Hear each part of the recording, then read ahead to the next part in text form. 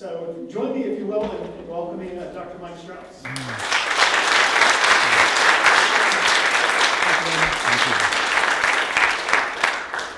All right, so it's great to be here. I spent most of my formative years growing up in California, and it's always nice to get to a big city again, because I live in Norman, Oklahoma. So it's good to get down to Dallas and see buildings that are tall and things like that. All right. So what I want to talk about today is some of the ideas about science and Christianity, science and God. You know, it used to be that some of the great scientists were also believers in God. People like Isaac Newton and Michael Faraday and Blaise Pascal and James Clerk Maxwell. And they integrated what they were learning in their study of nature with what they thought they knew about God. But, you know, those guys are old, right? Those pictures are either black and white or they're painted, you know, because they didn't have YouTube or anything. And we live in a very different age. We live in an age where science rules. We have the Large Hadron Collider, which is where I do my research at a laboratory outside Geneva, Switzerland. We have the Hubble Space Telescope and, you know, many instruments that have probed the universe much deeper than these guys ever knew. And so sometimes we get this idea that there's no connection between science and Christianity, between science and God or science and faith. And sometimes the story of what science has to say about God and the place of humans in the universe goes something like this. The story goes, once upon a time, a long time ago, humans thought that they were kind of special and the earth was kind of a special place. But then along came Copernicus. And Copernicus told us that the earth is not a special place. It's just not the center of the universe. It's not even the center of the solar system. It's just some average planet in the solar system. And then Isaac Newton came along and said that the universe certainly didn't need a God because everything worked by mechanistic laws, and that the laws of the universe were so well designed and well thought out and just worked out perfectly that you don't need any God to keep things moving or anything. And then finally Darwin came along and told us that, you know, humans are just an accident of random mutation, natural selection, and other naturalistic processes, and there's nothing special about this. And this is actually a story of the relationship between science and God that I've heard stated before by professors, even at my university. Well, the problem with this is there's really two problems with this story. The first is that it's not even really accurate. And let me give you one example of why it's not accurate. It is true that in Copernicus's day, people thought that the earth was the center of the universe. In fact, here's a picture taken from Dante's Divine Comedy. And you have the earth at the center of the universe. But actually, the earth's not quite at the center of the universe. Because in this model of the universe, the closer you got to the center, the worse things got. And at the very center of the universe was hell itself. And so there was a difference between the celestial objects, Mercury, Venus, the sun, and the terrestrial objects, earth, purgatory, hell. And that these were somehow elevated, and these were not. And so when Copernicus came along and said the earth is another planet, it didn't demote the place of the earth in the universe. It actually promoted the place of the earth in the universe. Instead of being the terrestrial garbage heap of the universe, the earth became one of these magnificent celestial beings that roamed around the sun. So this story that's sometimes told is wrong, but beyond that, it's not anything to do with modern science. Darwin wrote in, what, the 1860s or something.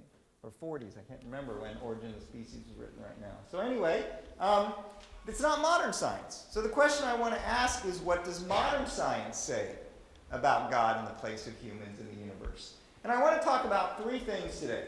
I want to talk about the origin of the universe, the design in the universe, and something called the rare earth hypothesis. So let's start with the first one, the origin of the universe. Prior to 1929, most scientists believed that the universe had always existed and is infinitely large.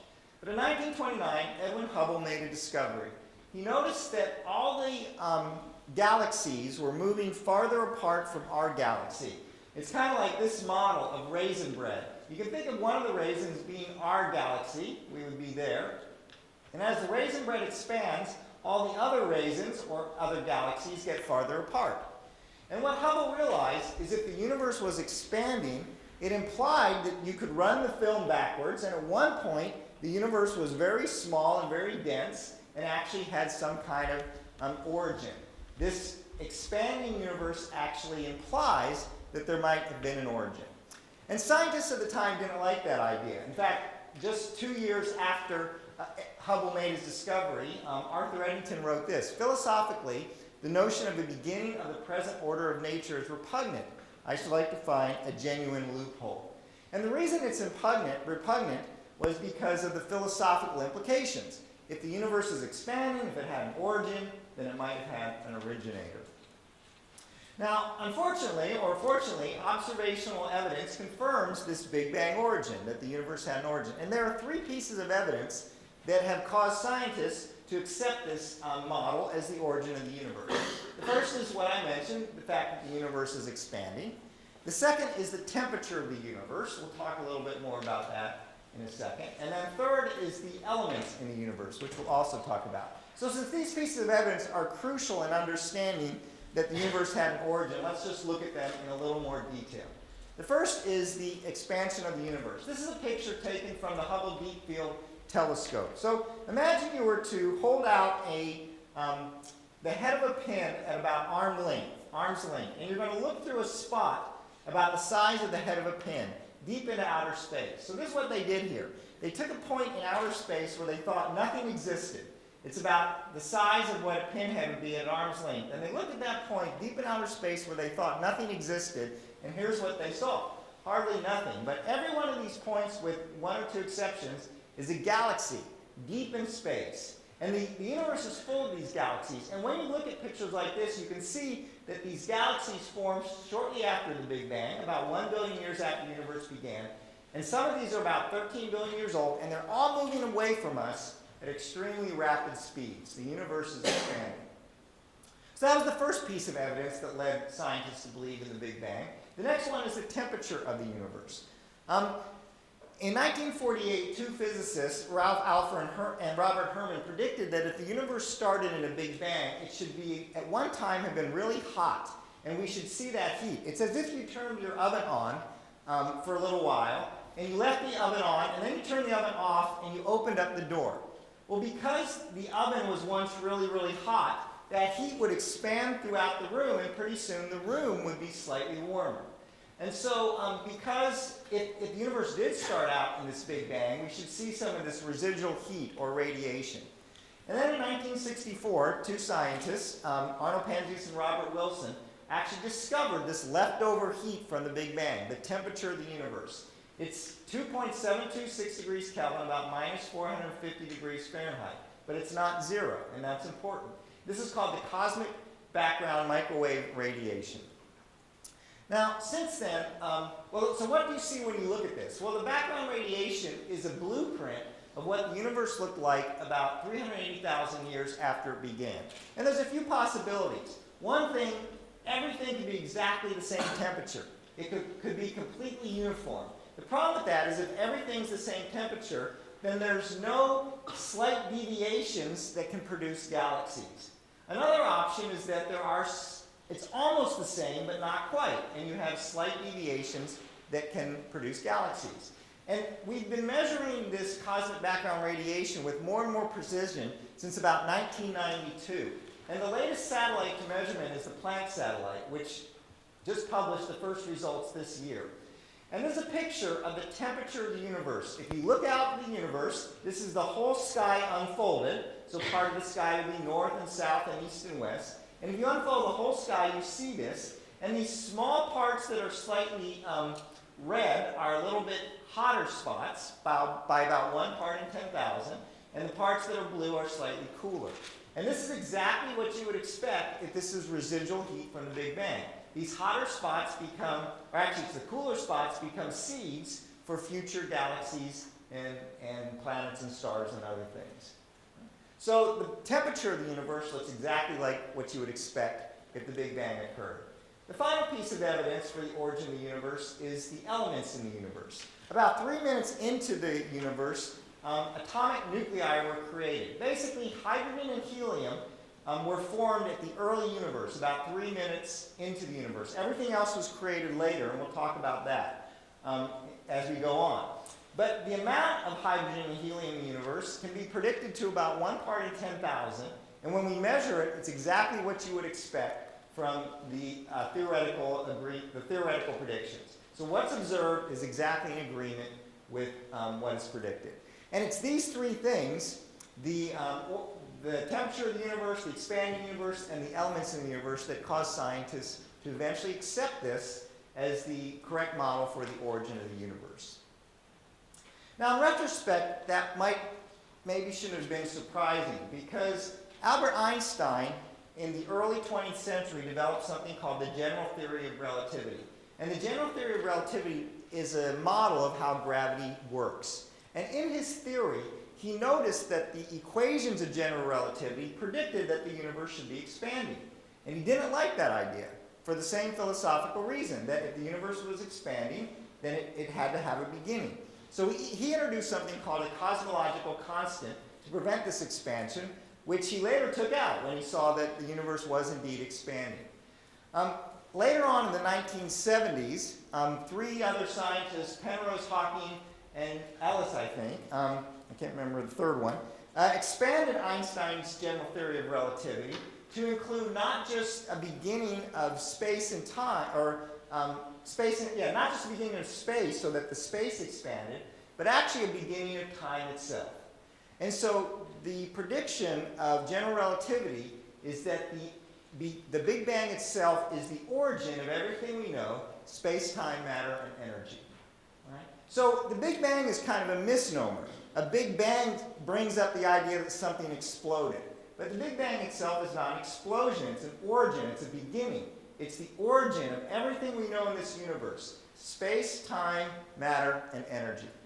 And that proposes a significant question, which Paul Gribben writes in Nature in 1976. The biggest problem with the Big Bang theory of the origin of the universe is philosophical, perhaps even theological. What was there before the Bang? So here's the point. If the universe had an origin, if everything in this universe came into being, then the cause of this universe must be transcendent, not a part of this universe. If this universe came into being, then whatever caused it can't be part of this universe. It has to be outside of this universe, transcendent. So there are theological implications to this. Robert Jastrow wrote one of the most famous quotes about the implications. For the scientist who has lived by his faith in the power of reason, the story ends like a bad dream. He has scaled the mountains of ignorance. He's about to conquer the highest peak. As he pulls himself over the rock, he's greeted by a band of theologians who have been sitting there for centuries. So science kind of stumbled on something that the Bible declared long ago. In fact, a few facts. One is that the universe had a beginning. The very first statement in the Bible is that the universe had a beginning. In the beginning, God created the heavens and the earth. Another statement is that the stuff in the universe did not exist at one time. The writer to the Hebrews said, "We understand that the universe was formed at God's command, so that what is seen was not made out of what was visible." And then the third thing that we've now learned is that the Creator is not bound by space and time. Whatever started this universe is not a part of this universe. And Paul wrote that God acts before the beginning of time. In fact, the New Testament is the only holy book in the whole world that explicitly talks about God acting before the beginning of time in passages like this. And it wasn't until recently that we began to understand that time itself actually had a beginning. So the origin of the universe points to a divine, transcendent creator. The next thing I want to talk about is the design in the universe. It turns out that many of the parameters in the universe are precisely tuned so that humans can exist. Probably the definitive book on this was written in 1986 by Frank Tipler and John Barrow, called the Anthropic Cosmological Principle. This is called the anthropic principle, from the Greek anthropos, meaning humans. And in this book, they list over 100 parameters that are precisely tuned to allow humans to exist, or any kind of life. In many cases, to allow a universe to exist at all. So I won't talk about all 100. By the way, this is a great book, but I don't recommend it unless calculus is light nighttime reading for you, because it's full of equations. I did read the whole book, but anyway. So one of the parameters is the amount of matter in the universe. So as the universe expands, all of matter is attracted to other matter by gravity. If you have too much matter in the universe, it's attracted so greatly that it collapses, and the universe can't live long enough to have stars and planets and life. If there's too little matter in the universe, it expands so quickly that the matter can't even clump into stars and galaxies. So if you have too much matter, you don't have any universe at all. If you have too little matter, you don't have a universe that has any kind of life-supporting systems like stars or planets. And it turns out, I should say this first, it turns out that shortly after the Big Bang, the amount of matter in the universe was precisely tuned to 1 part in 10 to the 43rd, or 10 to the 60th, sorry, 10 to the 43rd is another number. So 10 to the 60th. Paul Davies wrote this: to choose rho, that's the Greek symbol rho, which means the amount of matter, so close to the critical amount of matter, fine-tuned to such stunning accuracy, is surely one of the great mysteries of cosmology. If the crucial ratio had been 10 to the minus 57, rather than less than 10 to the minus 60th, the universe would not even exist, having collapsed to oblivion after just a few million years. Now, since Paul Davies wrote that in 1982, we think we understand why the universe has the exact amount of matter it should. It's something called cosmic inflation.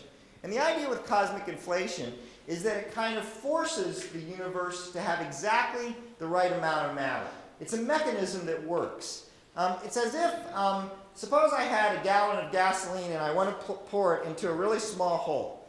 Well, it's really hard because that hole is fine-tuned. I can't get it in that hole. But if I take this thing called a funnel and stick it here, then I can pour the gasoline and it goes into the hole really easy.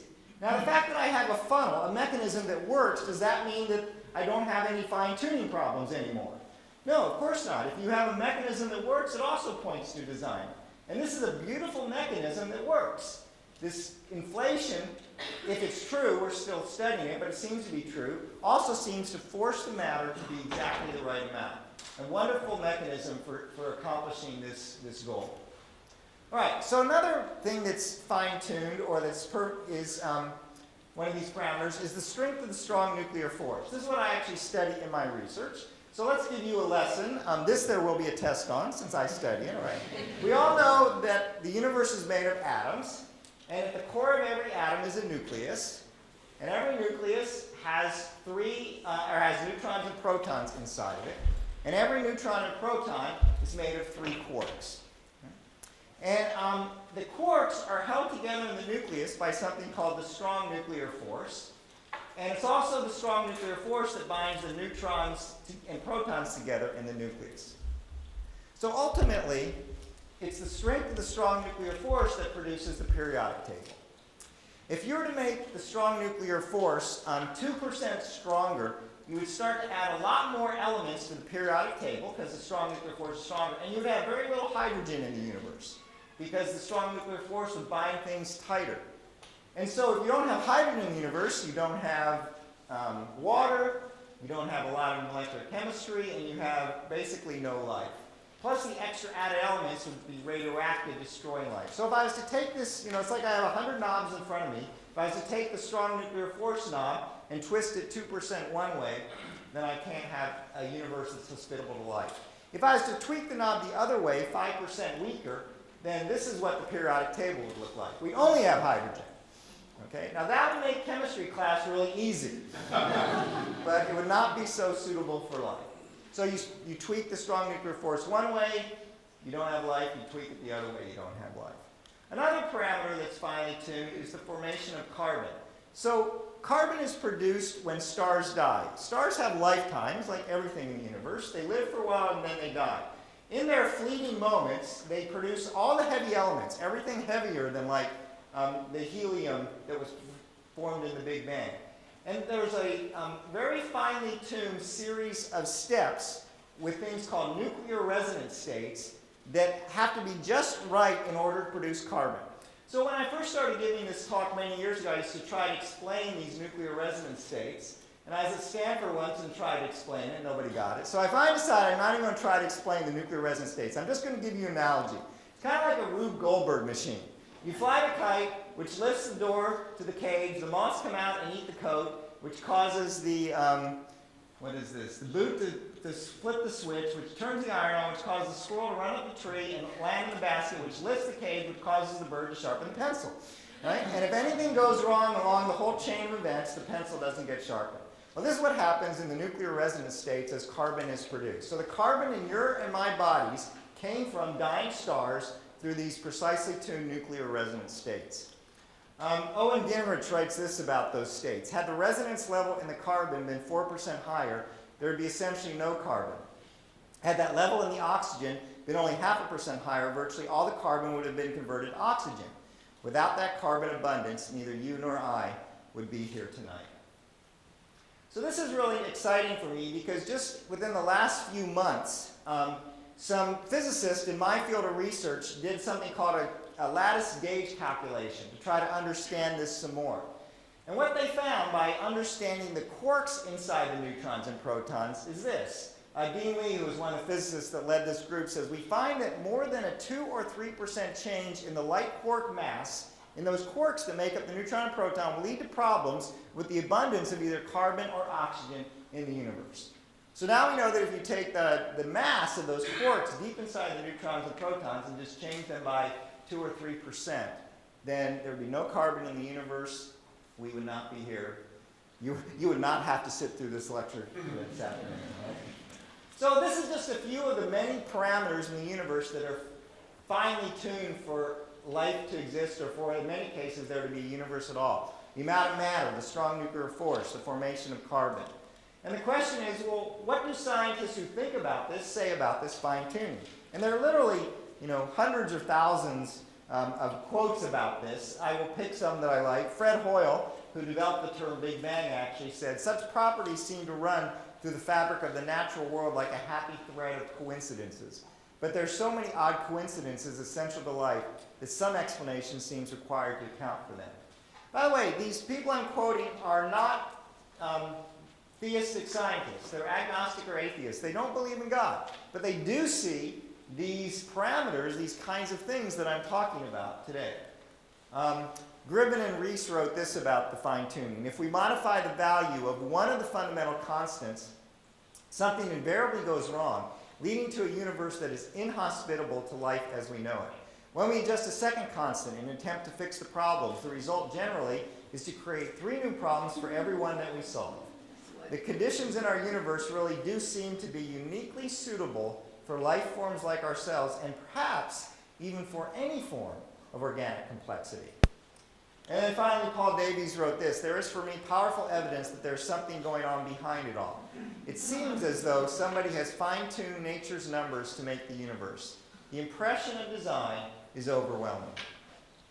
So we've talked about the origin of the universe, we've talked about the anthropic principle. The last thing I want to talk about as modern scientific evidence for God is something called the rare earth. Now, there's a perception, if you watch science fiction, which I do, that the universe is full of planets like the Earth, and that any M-class planet on Star Trek is full of aliens that look something like us, except they have green skin or nose ridges or something like that, or weird hair or something, I don't know. But you could begin to ask the question, what does it take to kind of make a planet like the Earth? Well, first of all, you have to be in the right kind of galaxies. There are 3 kinds of galaxies in the universe: elliptical galaxies, spiral galaxies, and irregular galaxies. And we live in a spiral galaxy, which means the stars, these things that look like rings of clouds, are actually billions and billions of stars, about 200 billion in our galaxy. And this is what our galaxy would look like, the Milky Way, if we could get far enough away from it, which we never could. You need to live in a spiral galaxy in order to have a planet like the Earth. It's the only galaxies that produce the right number of heavy elements and has the right radiation levels to support a planet like the Earth. And in fact, you can't live anywhere in the galaxy. If you live too close to the galaxy, so this region from about 1/3 to 2/3 out is called the galactic habitable zone. If you live too close to the center of the galaxy, there's too much radiation, it would destroy life, particularly right near the center where there's a black hole, which is not good for life. And if you're too far from the center, then there's not enough heavy elements. There's not enough carbon and oxygen to create rock and silicon to create rocky planets like the Earth. So you have to live in this Goldilocks zone, the galactic habitable zone. And of course, our sun happens to be right in the middle. In fact, it happens to be right between 2 spiral arms, which is also an ideal place. So you got to be in the right place in the right galaxy to produce what I'm going to call intelligent life. So what do I mean by intelligent life? Intelligent life, in my definition, is anything more complex than bacteria. So bacteria we know can live everywhere. Extremophiles, I wouldn't be surprised if we find bacteria everywhere. But let's talk about things more complex than bacteria. What does it take? And that I'm going to call intelligent life. So, the beetle, the cockroach is the intelligent life I'm talking about, all right? So you need a star like our sun. Our sun is a class G star. Only class G stars really burn long enough and bright enough to support stable planet orbits in the right location for real long times, or the right temperature at a stable planet orbit. The star must be about in its middle age so that its luminosity has stabilized. The star has to be a bachelor star, which means it can't orbit other stars. A large fraction of the stars in the universe are binary stars. They're two stars that orbit each other. But that's really bad for planet formation, at least for planets that could support higher life, because the gravity of one star will perturb the planet's orbit around the other star, and you can't have a nice orbit. And then finally, the star has to be at least a third-generation star. So what does that mean? Well, stars have lifetimes. They live and die. The first-generation stars were made of hydrogen and helium from the Big Bang. They only lasted a very short period of time. They've all burned out. The second generation of stars, many of them lived. They created heavy elements, carbon, oxygen, silicon, iron, the kinds of things we need to live, and they died. And then the remnants of those second-generation stars formed third-generation stars. And third-generation stars are the first generation of stars that have enough material to create rocky planets like the Earth and carbon-based life forms. So in that time, it takes about 10 billion years or so. Now, sometimes the question is asked, in fact, if you read Carl Sagan or watched the movie Contact, the question was asked in that movie, why is the universe so big? If the universe is so big, then there must be other life in the universe. And there may or may not be. I certainly don't have an answer to that. But the question isn't, why is the universe so big? That's the wrong question. It takes about 10 billion years to produce a third-generation star. That's the earliest star you can have and have intelligent life. So suppose you want to start with a Big Bang, and you want to create humans. You have to wait until you get a third-generation star. And in that time, the universe keeps expanding. So the soonest that you could have life is right about now, and therefore the smallest the universe could be is about the size it is. So as huge and vast as the universe is, this is about the smallest universe you could have and have any intelligent life. Almost as if the universe was programmed for us to be here. So the question isn't, why is the universe so big?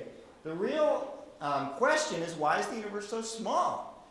Because we could have a much, much bigger universe and have life, but we couldn't have any smaller universe and have life. So why is the universe so small at its huge size that it is? You have to have just the right planet. There's so many parameters about our planet that are crucial for higher life forms. The amount of water, the rotation rate, the size, and the density, so you have the right gravitational force that allows oxygen to stick to the planet, but allows certain gas like methane to escape. The tilt of the planet, so for even heating throughout. Tectonic activity has been shown to be vital for a planet to support higher life forms. And so you don't just get any planet that happens to be the Earth size and have life. It's got to have all these parameters. Also, the moon plays a role in the life on Earth, in higher life forms. We have one large moon, which is very, very rare. We don't know of any other planets like that. The moon helps stabilize the tilt of the Earth. The moon, when it collided with the Earth, a Mars-sized object collided with the Earth, actually stripped much of the atmosphere of the Earth to provide just the right atmosphere that we needed. And then the planet Jupiter is so large that it's got a huge gravitational field. It acts like a vacuum cleaner kind of. It sucks up comets and other meteors that may be headed towards the Earth. So we live in a solar system that seems to be tuned for us.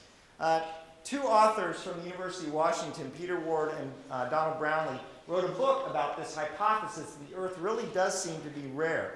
And they wrote this in the book: if some godlike being could be given the opportunity to plan a sequence of events with the express purpose of duplicating our Garden of Eden, that power would face a formidable task. It is unlikely that Earth could ever be truly duplicated.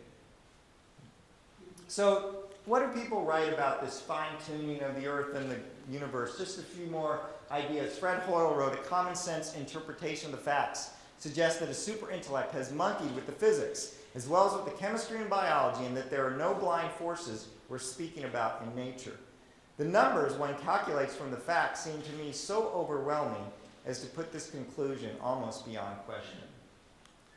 Alan Sandage wrote, "I find it quite improbable that such order came out of chaos. There has to be some organizing principle. God, to me, is a mystery, but is the explanation for the miracle of existence, why there is something instead of nothing." Now, all scientists don't think like Alan Sandage. They continue to ask questions about how this could be. And one of the big questions is, how could such an improbable universe exist? So I want to give you some ideas about how such an improbable universe could exist. Let's go back to the definitive book on this, the Anthropic Cosmological Principle. Barrow and Tipler realize that the universe appears to be designed, and they come to the conclusion that it really is designed, that it takes some designer. But they don't believe in God, and further on, through a number of arguments, they make the claim that there's no other life in the universe other than humans. And I won't go through their whole argument for that. But suppose you come to those conclusions, so I'm going to put you in their shoes. You believe that it requires intelligence to create the universe. The only intelligent life in the universe is humans, and there is no God. Who creates the universe? Okay.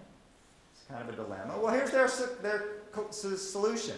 Their solution is that humans continue to evolve till someday we become like God, and we reach back in time and we create the universe for ourselves. Right? So this is my picture of that. So humans creating the universe. That's their solution. These are two bright scientists. And this is the best they can come up with due to the facts. Because they realize the universe is designed and they don't believe in God. So this is their alternative, that humans create the universe for themselves. Right? But there are other options to explain this improbable universe. Probably the most quoted option is a multiverse, or an infinite number of universes, or 10 to the 500 universes if you believe in string theory. So there's a whole bunch of universes. Almost all of them can't support life, but we happen to live in the right one. That's one explanation. But here's another explanation, that there really is a transcendent, intelligent designer and creator. And I would argue that this is really where the facts point to. So let's talk a little bit about what I've said so far. What have I said about modern science and God? First, that the Big Bang origin says that the universe had a transcendent origin. The cause is not part of this universe. Second, the anthropic principle says that the universe appears designed for humans. It's finely tuned so humans can exist. And third, the rare Earth hypothesis says that the habitable Earth seems rare, if not unique. Now, I've put up here the dates when these began to be developed. They're still being developed, right? The experiment I talked about, or the calculation that talked about the up and down quarks, was from 2013, so these are still going on. But you might ask the question, what is the most recent ideas about science and God? Has anything else been developed? And in fact, scientists continue to write books about this issue. Larry Krauss wrote a book called The Universe from Nothing. And Stephen Hawking wrote a book called The Grand Design a few years ago. And these books state the latest ideas. And so I want to take a quick look at the Grand Design, since it kind of follows up on what I'm talking about and gives you some ideas of what the newest thoughts are on this question. So the three questions posed by Hawking and Loudon on the first chapter. So if you open up the Grand Design and read the first chapter, they pose three questions, and here they are. Why is there something rather than nothing? Why do we exist? And why this particular set of laws and not some other? And I looked at those three questions in the first chapter as I read this book, and I said, those are exactly the same three questions that I've been talking about for 15 years. Why is there something rather than nothing? That's the origin of the universe. Why do we exist? Well, partially because of the rare Earth that we live on. And why this particular set of laws and not some other? That's the anthropic principle. So I read the book with great anticipation. What is one of the most brilliant people in the world, Stephen Hawking, going to say about these three questions? And it also showed me that the fact that these authors feel compelled to write a book addressing these issues shows that the evidence for God from scientific discoveries is still relevant, prevalent, and compelling, because he wants to show why we don't need God, even with these three questions. So I want to run briefly through his answers to these three questions. This is the latest answers by one of the most brilliant minds on the planet. So what does he say about the rare Earth? He says there are lots of planets, so one must be suitable for life. In fact, that's true. We've discovered over 900 planets outside of our solar system, The new Kepler telescope has found over 3,000 more candidates. And so that sounds on the surface pretty good. If there's lots of planets, maybe one can support life. But this is really poor science because Hawking hasn't defined what he means like as an Earth-like planet. And I ask the question, what conditions are really necessary for an Earth-like planet? So let me give you a heads up. I just read in the paper this last week that there are possibly 40 billion Earth-like planets in our galaxy alone. So what does it mean when you read in the paper that there are 40 billion Earth-like planets? To a scientist, an Earth-like planet means one of two things. It either is about the same size as the Earth, or it might have liquid water on its surface. That's it. One of those two things. And if either one is true, the scientists will call it an Earth-like planet. But I could have a planet the same size as the Earth out in the orbit of Pluto, and doesn't support life. And so that's really not the right question to ask, is it a real Earth-like planet? Is it a Star Trek Earth-like planet, where I can beam down and talk to the green people that live on it? And so let's ask the question, what does it take to make a real Earth-like planet, not a press release Earth-like planet? And we know some of the answer. We need to be in a spiral galaxy. That's a 10% probability. We need to have our star the right distance from the galactic center. That's a 20% probability. We need to have a star that's the right mass and the right age. I've already talked about these things. You actually need tectonic activity. We make a guess at that. There might be a 5% probability because we really don't know how many planets have tectonic activity. So you can make a guess. We call it a back-of-the-envelope calculation. Is it exact? No. It's a rough guess of what it would really take to make a real Earth-like planet. And these are some of the things we take into account. And these are all the things we take into account. There are 322 parameters that have been explored and that it takes for an Earth-like planet. And you can do some probability calculations. You can use dependencies. In other words, there are correlations. And you come up with a probability of 10 to the minus 304th that you're going to find a planet like the Earth. But there are lots of planets in the universe. There are 10 to the 22nd planets or so. So you can still do, a rough calculation. So in physics, we have an official word for things that have a probability of 10 to the minus 282. It's not going to happen. That's the official word.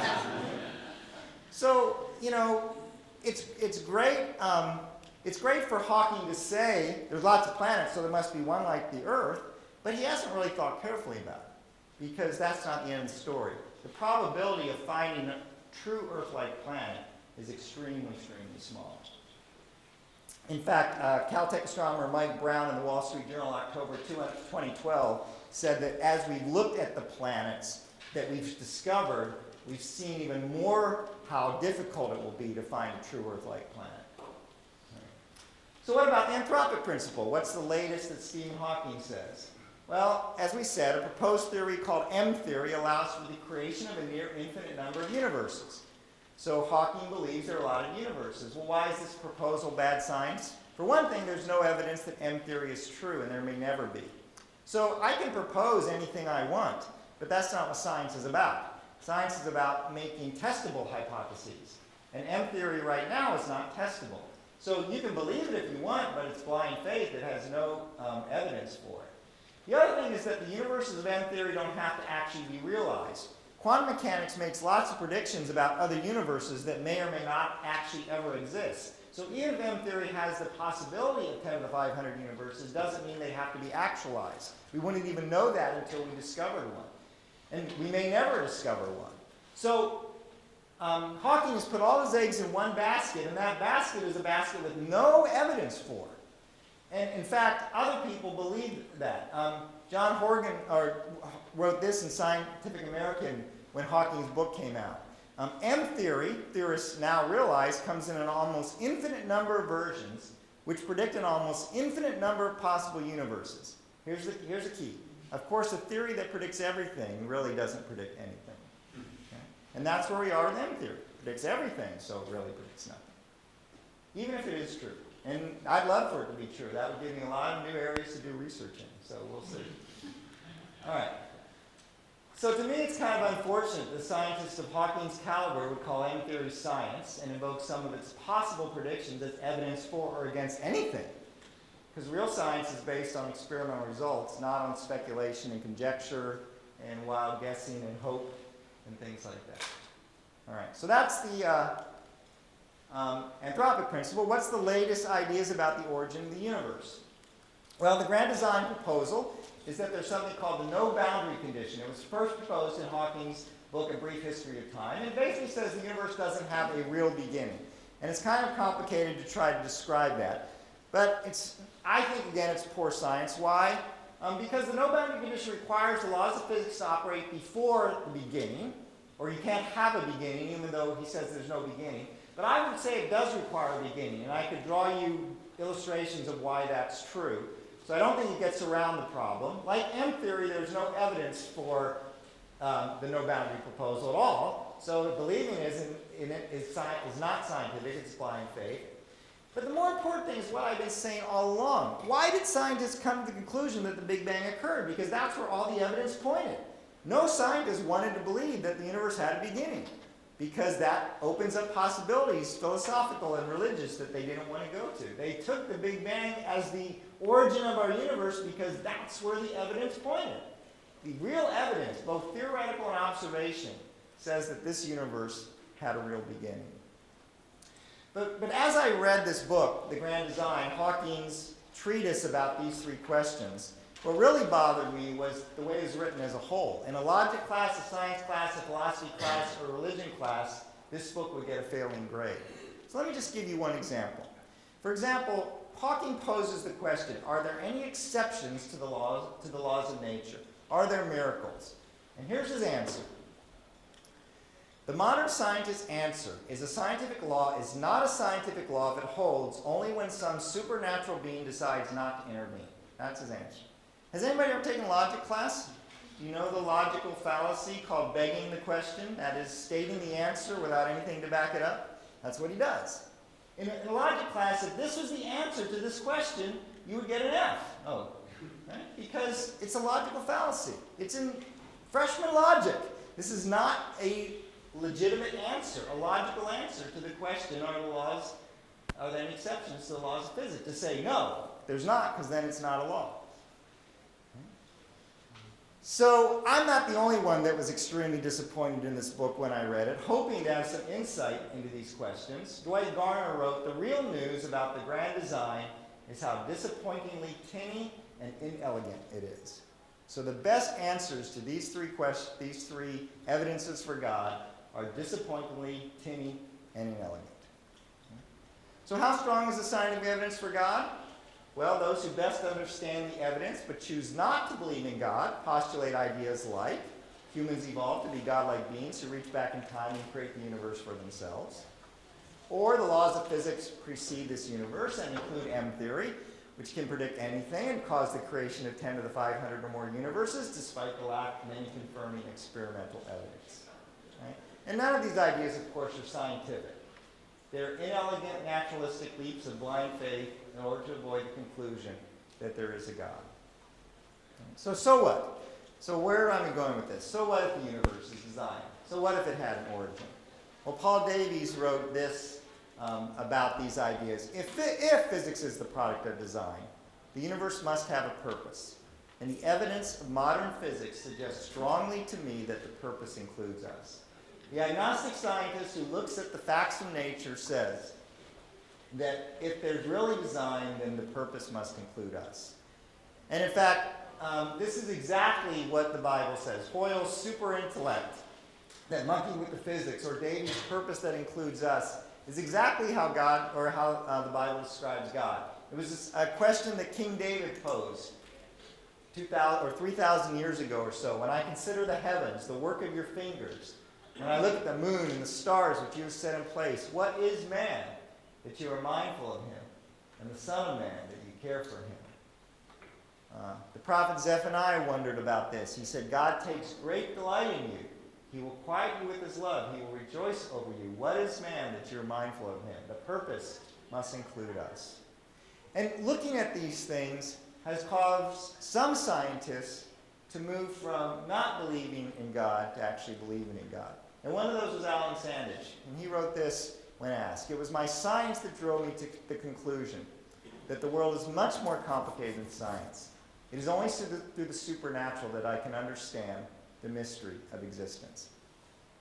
Now, what I would say is everything I presented is evidence for God. You can't prove God. I can't come up here and 100% prove that God exists. I can give you evidence. And like all evidence, you have to weigh it. How good is it? What does it point to? But even though I won't use the word proof, there are scientists who do. George Greenstein wrote, as we survey all the evidence, the thought insistently arises that some supernatural agency, or rather agency, must be involved. Is it possible that suddenly, without intending to, we have stumbled upon scientific proof of the existence of a supreme being? And all I'm trying to say is that I think that what we can see by looking at nature is that these discoveries from modern science give abundant evidence, strong evidence, for the existence of a transcendent, intelligent designer who created the universe and has a purpose for humanity. So what do we want to do? We have these little cards, right? You're going to talk? I will. All right. So there's going to be some time for questions, so think about any questions you may have. Michael, thank you so much for being here. Before we go into question and answer time, let me just say a couple of quick things. Mike was thrilled to come here, not just to see the big buildings of Dallas, but also because he knew that UTD represents future global leaders right here, right now. He said, you guys are truly intelligent life. Then I realized what that means. There's a little more than bacteria, right, Mike? My name is Nick Repack. I'm with Grad Resources. We're a faith-based service organization addressing greater, deeper needs of graduate students across the country. 2.5 million graduate students addressing issues like stress, advisor relationships, time management, and a national grad crisis line for those students who are at a point of despair. We want to be available for them. Our website is gradresources.org. We also believe it's important to wrestle with topics of faith and the relevance to your academics. So starting this Thursday, we're going to have a small group get together to discuss philosophical evidences for God. We'll then look at, in light of faith, who is Jesus in the big picture here? And so if you're interested in something like that, we want to get your contact info on those little cards in front of you. Take a moment. How many of you are grad students? I can see you guys. Great. Take a moment, fill out the card, check the box that says grad student, and let us know if you're interested in connecting with the Fellowship of Christian Grads. Starting Thursday, small group, discussing some of the philosophical evidences. Now, if you're an undergrad, we want you to know we co-sponsor this event with Reasonable Faith, and they meet Thursday evenings. If you're already part of Reasonable Faith, in the little line there, just put RF. I'm affiliated with RF. If you're an undergrad who'd like to wrestle with some of these topics concerning the relevance of faith in life, put in there, interested in reasonable faith. Okay? If you're a professor, we're glad you're here. Great to have you. Wonderful that you would take time to be with us. Check the box. We won't follow up and invite you to one of the groups. So, before we get into Q&A, let me just again say, Mike, thanks so much for being here with us. And I'm going to let you organize the Q&A to take the questions as you wish. And Alan, if you'll collect the 3 to 5 cards over on that side. William, if you'll collect 3 to 5 cards over on this side. Everybody fill out your 3 by 5 cards, if you will. Check a box. Let us know what you want. We want to be here for you. All right, so if you have questions, I'd love to answer them. If you have to go, that's fine too. Just feel free to leave. So any questions? Yes? Yeah, I have a question. First of all, you said that F-theory is bad science because it's essentially non-falsifiable. And so therefore, when somebody like Hawkins produces it as an example, as a counterexample to the God hypothesis, you're making an argument that it's just bad science. I would say that it is bad science, but the question is it a good meta-philosophy? Because ultimately, God creating the universe is also bad science in as much as it is non-falsifiable hypothesis. You can't make God produce another world and see that. So in terms of the reasonability of evidence is concerned, my first objection would be that if the mathematics of N theory is correct, and if it predicts exactly how the universe, or one of our universes, this universe can be produced out of a plethora of other universes, then it is, in my opinion, pretty much on the same footing as a good meta-philosophy or metaphysical system and they're both equally bad science because they're non-falsifiable in the Kuhn's normal science tradition. So that was my first question. I have another one. Yeah, so let's deal with that. I pretty much agree with everything you said. But Hawking is the one proposing this as science, right? Well, perhaps he's Kuhn again purpose. So what I'm saying is that Hawking is proposing this as science. It may be great philosophy. It may even be true, and there may be evidence for it. But he's couching it in the terms that if you believe in science, and if you're, this is the right way to believe. And what I would say is these are both, nobody knows the origin of the universe. What I would say is if I look at all the evidence, the God hypothesis is a much better hypothesis. It has more evidence. It has evidence I can look for in many fields, not just science. It has philosophical evidence. It has historical evidence. And so I have to ask the question, what does the best evidence point to? But is there proof for either one? No. And is either one science? It depends on your definition of science. If the way you define science, and I don't totally agree with it, but for the sake of this discussion, fine, then neither of these are science. So I agree. Can I follow up on that? I'd rather see if there's other questions, then we can come back to you. All right? Yes? Assuming everything you said is true, the rare earth thing was interesting. I remember reading Ray Kurzweil, who's an atheist agnostic, and he kind of did a calculation. So there was probably only one planet in the universe like ours. Now God could do whatever he wanted, but it seems to me with 300 billion stars in the galaxy and 300 billion galaxies in the universe, having only one planet in life, I wouldn't have guessed that ahead of time. Well, again, and you wouldn't guess that from reading the papers, because the headline last week said 40 billion Earth-like planets. Right? So you really have to define your terms well. What do you mean by an Earth-like planet? And in some sense, all of it is still speculation. We only know of 3,000 or so planets. None of them we could go live on. Right? But 3,000 is a drop in the bucket compared to 10 to the 22 or 10 to 23. So all of it is based on our best understanding of the universe. And I have talked to other scientists about this because these numbers are so ridiculously different, right? 40 billion in our galaxy or 1 in the universe, right? And most people I talk to that know all the facts agree with me. They say, yeah, we know what we mean when we say 40 billion, and we know we don't mean a planet that a human could go live on. But we still call it Earthlike. So most of the people I talk to, we agree on the facts, we disagree on how those facts are presented. Because if I want funding, Earth-like planet sounds a lot better than a Venus-like planet, which happens to be the same size as the Earth. So you wouldn't be surprised if there was only one planet of humans, or if there were 1,000? No. And in fact, Enrico Fermi, one of the greatest physicists of the 20th century, as far as I know, I don't know what his religious affiliation was, but he don't believe there was any other life. And his question was, if it's out there, where are they? And that's the reason why Baron Tipler don't believe there's any other intelligent life. They believe that if there's any other civilizations, some of them are ahead of us. You can do a back-the-envelope calculation to say they would have visited us by now, and they haven't. So the silence of life out there is a strong argument. Now, I don't know. Again, if God made one planet of life, he can make 40 billion. But you can make strong arguments that we are alone in the universe. And those are legitimate arguments. Yeah. Following up on this. Right, you're an astronomer, right? Basically this. Yeah, so he's the expert, so let him talk to you.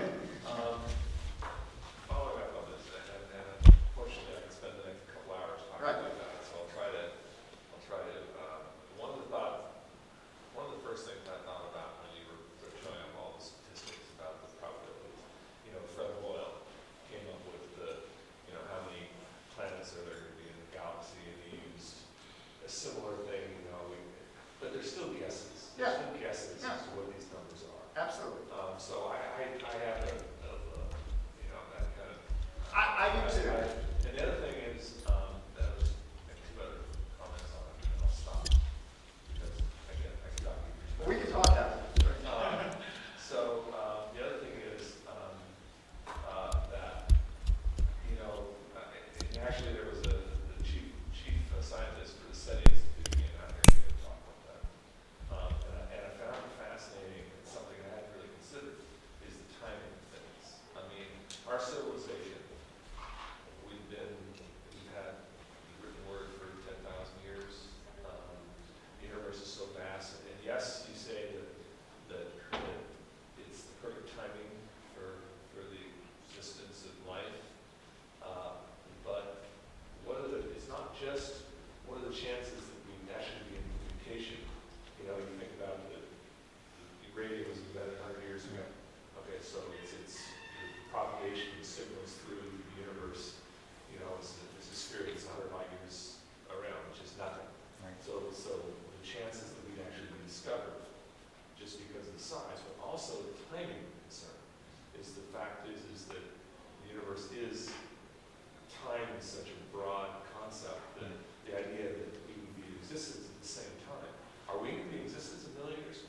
No, we won't. Okay, so what are the chances that not only are we going to be in the same space at the same time, Right.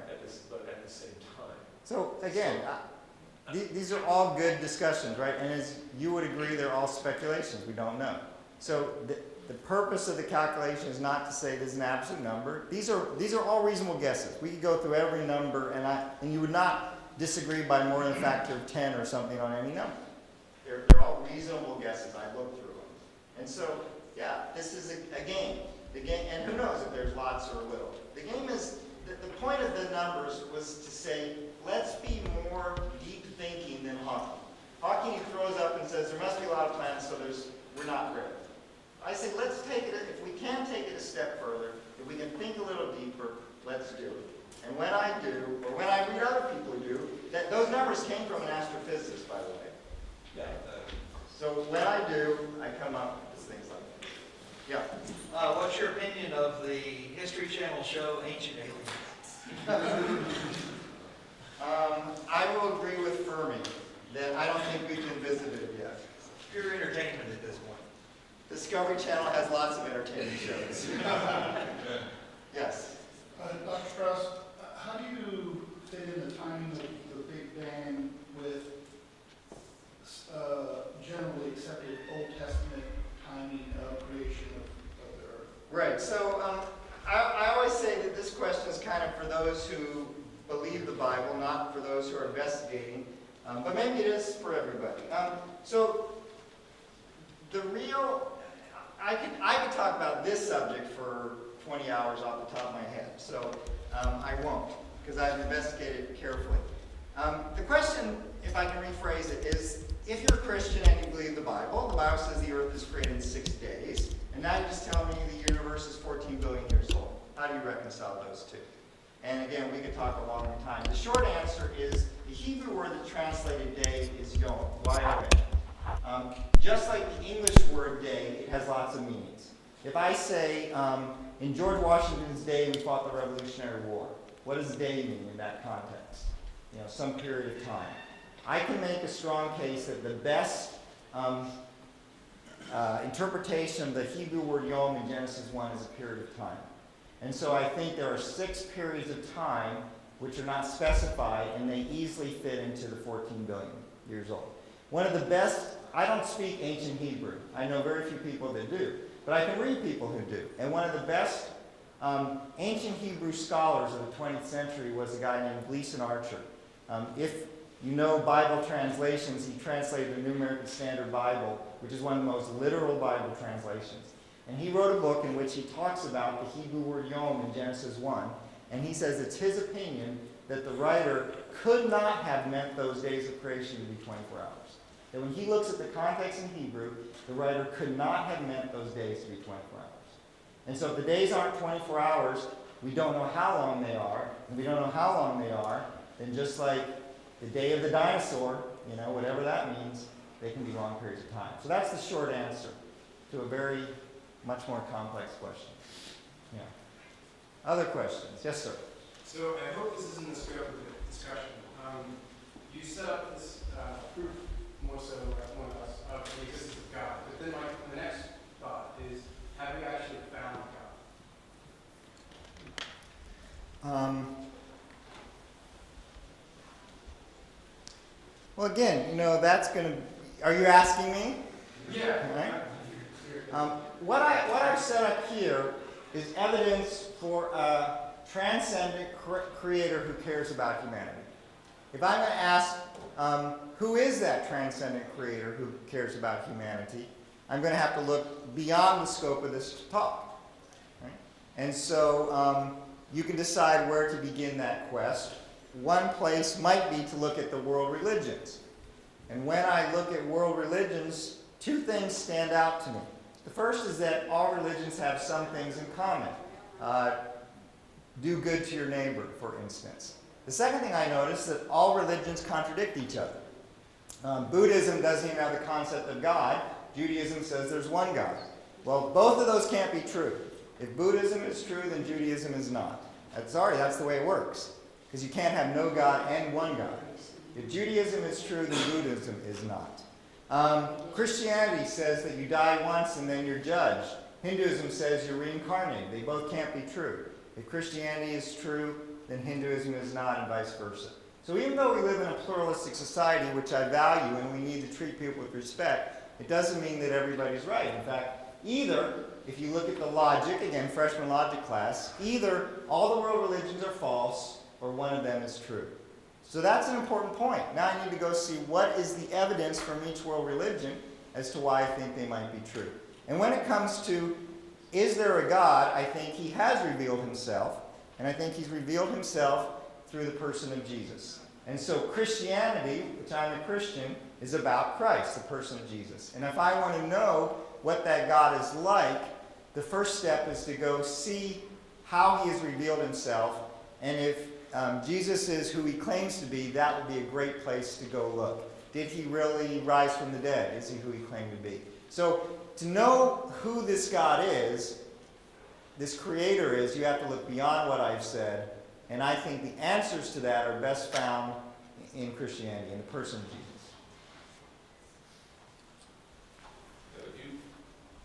Let's go back to him, because he had a second follow-up part. No, but go ahead. Well, before my second question, but in terms of your reply that you gave to me was, let's assume that yes, Hawkins and Strauss and others, being scientists and perhaps illiterate in basic philosophy, are maybe unintentionally disingenuous in their claims. So leaving them aside and merely looking at the arguments themselves as they're supposed to be constructed, you've pretty much conceded the point that M theory, if it is true as a metaphysics, that is to say something that comes before nature, as an explanation for nature, or physics, is evidentially as strong a claim as the God hypothesis. You have the string theory hypothesis, you have the God hypothesis. I'm not sure I would concede that, because M theory requires the laws of nature to work, so you still have issues there. Well, here's, okay, this brings me to my second question. Okay. And that is that you said basically one of the problems that we had with Hawkins is that, so he talks about the no boundary condition, Right. but it still assumes the second point was the beginning of time. Now there was a beginning condition nevertheless, and the first point you made was it assumes the pre-existence of laws of nature. Could we not therefore assume that the laws of nature are fundamentally embedded within nature in the same manner as the function of some living organism is embedded within an organism, as in whether a liver or a seed that automatically becomes into a plant or a trait? And thus, since that is something we have to necessarily assume as among the beginning necessary conditions, parsimony therefore dictates that we don't have to go beyond that. Yeah, I don't believe that's possible. Well, why not? Because of causality. Because that organism still had a previous cause that embedded it with all it needed. Well, yes, the organism, because it's a contingent thing. But you want to make that analogy between the organism and the universe. Now you want to embed the universe with its causal nature within it. Well, why not? Because you do the same thing with God. No, God, no. See, this is the false understanding of God among most atheists I talk to. They want to make God somehow part of nature and live by the same rules, right? So God is uncaused. That's his definition. But now you want to make nature uncaused. Well, but no scientist would do that. No scientist will say there's an uncaused cause. Well, I'm not a scientist, I'm not a philosopher. So you're right. So you're it's a pantheistic idea basically. Nature is God. Well, essentially, I don't believe either in pantheism or in theism. I'm basically first also skeptic. I don't buy it. To me, it doesn't hold water. To me, to make the cause within the created thing itself doesn't work. So that's my You're opinion. assuming it's created, of course, that's what I'm looking at the evidence. The universe had an origin. Yes, sir. Assuming all the evidence you presented about the probabilistic arguments, about the fine-tuning, the probabilistic arguments, about the rare earth are correct, assuming all that's true. I don't see the evidence of the creator who cares about us. You could argue about, I think you said, for a deist creator instead of a theistic creator who cares about us because of the problem of evil and all this people dying, stuff like that, tragedies in the world. What evidence? I didn't miss the evidence for. Well, I was quoting Paul Davies, who's an agnostic, and said if the universe has design, then it must have a purpose, right? And the purpose includes us. So that comes from not my idea, but from Davies' idea. who is, What, you presenting evidence that that's. who is himself an agnostic. That's well- just, that's just his opinion. Fine. So to me, if So we, the fine-tuning arguments I've heard point, but we're talking about fine-tuning for life like us, right? right, life like us does not necessarily mean that the creator cared about us. We could be a lab experiment for. Fine, fine. Right. So I think what Davies gets from this, and what I get, is if the Creator goes through all of this work, whatever, to create a universe suitable for us, and to create us here, you're right. Then there's a conclusion that he cares about us. You don't have to make that conclusion. Davies makes the conclusion, I make the conclusion. I'm just talking about the evidence. Right. You can go either way. Well, and again, this isn't all the evidence, right? This is the evidence from observing the natural. This is some of the, a minor part of the evidence from observing the natural world. If you want to start to talk about questions about who the Creator is, does He care about humanity, then to stop at this evidence only is doing a disservice to that question. I'll just speak about the evidence presented today. Fine. Yeah. Okay. Let me go ahead and do one quick thing. Again, if you've got a little comment card that you want to get connected either with the Reasonable Faith or the fellowship here on campus, we want to do that. Mike is going to hang around here for a few more minutes, so if you want to follow up with some questions, come on down front. But we're going to go ahead and give folks the opportunity to take off if they need to go. Make sure you give your card over to Alan or over to William, and then come on down and visit with Mike and connect with him here.